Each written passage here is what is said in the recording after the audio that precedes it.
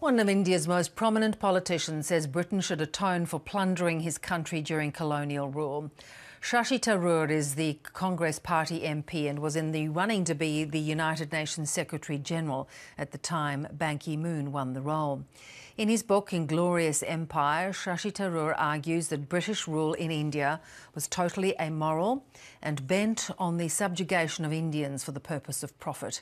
He joined The World earlier. Good to be with you, Beverly. You have argued that the British Prime Minister should be on her knees begging for forgiveness for the colonial period.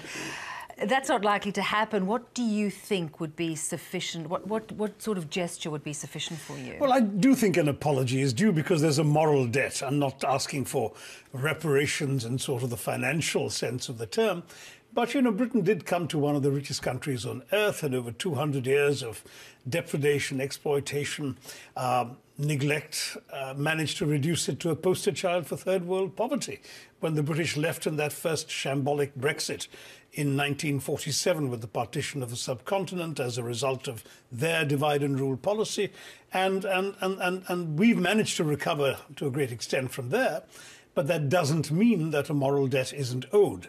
And I think that's why, actually, it's not so much the Prime Minister I'd like, I think a member of the royal family, because after all, everything was done in the name of the Crown. Somebody should come and say, look, we're sorry. We've got a perfect occasion coming up. The Jallianwala Bagh massacre reaches its 100th birthday on the 13th of April, 2019.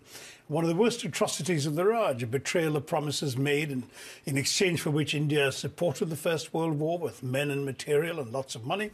The betrayal of those promises, the cruelty of the massacre of unarmed men, women and children in this location in Amritsar, the Jallianwala Bagh, the racism that accompanied it, and then the self-justification. Money was raised to reward the general who ordered the massacre.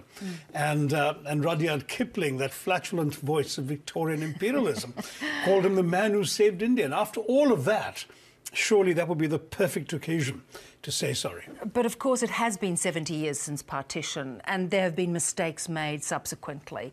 What is the biggest legacy, what is the biggest obstacle, do you think, of British history that stands in India's way? Well, it doesn't stand in India's way. I think it much more stands in Britain's own way, the historical amnesia that goes on right now. You can actually do A-levels in history in the UK and not learn a line of colonial history. There are no museums to the colonial experience. There's an Imperial War Museum, there's no colonialism museum. You can find a statue in the heart of London to the animals that served the Allies in the two wars, not one to the 1.3 million Indians who fought in the First World War or the 1.7 million who fought in the Second World War, many of whom gave their lives in heroic circumstances for the cause. I think Britain really has to wake up and realise that they are where they are because we helped them to get there. And of course, India is galloping ahead right now in terms of its progress. What it is still seen, though, as very bureaucratic, very corrupt. How do you rid it of that?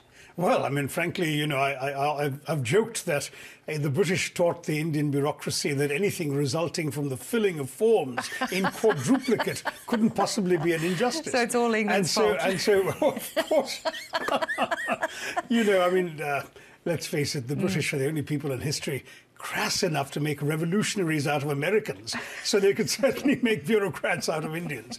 But jokes apart, I mean, the fact is that we have our share of problems. We're tackling them, perhaps not well enough and not effectively enough. But given where we were in 1947, we've come a long way. I mean, literacy rate was 17% when the British left. It's now up to 79%. That's still 21% of Indians who can't read and write, and that's 21% too many. But we've made progress. Life expectancy was 27, now it's 69. So progress is being made despite the problem. You have had such deep experience also at the United Nations. Give me your thoughts on this North Korean crisis at the moment. Well, it's quite extraordinary, isn't it? I mean, how does one predict the behaviour of someone, frankly, as irrational seeming as President Kim? I mean, it does look as if he's saying to the world, pay attention to me, take me seriously. And maybe we'd better, because if indeed these missiles that have sailed over Japan were pulled back a bit shorter, we could have a first-class global crisis on our hands. And I'm not sure there's any easy way to solve it. I think diplomacy and reining him in is far more important, I think, than reacting to any damage he might actually do. And is it any way helped by Donald Trump's rhetoric and bellicose statements? I don't think it helps at all, and I think that's one of the reasons why Mr. Trump's advisors appear to have urged him to dial it back, and I think after that one statement he's been relatively quiet. We certainly can't afford to have two sets of irrational decisions on both sides. Two sets of irresponsible statements are bad enough, but we don't want to provoke either one into doing something the world will not easily recover from. I'm fascinated by your opinion too on China's role in the region. Of course, India and China have been in a standoff on the border with Bhutan. India backed off a little and now things seem to have settled.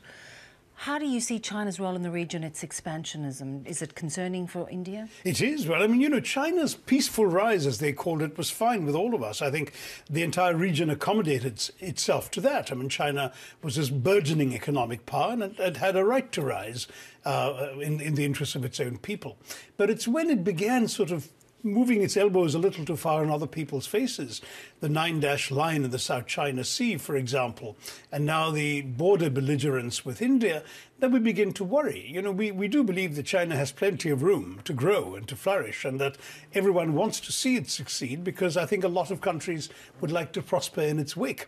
But we don't want a new sort of 298-pound gorilla on this particular beach.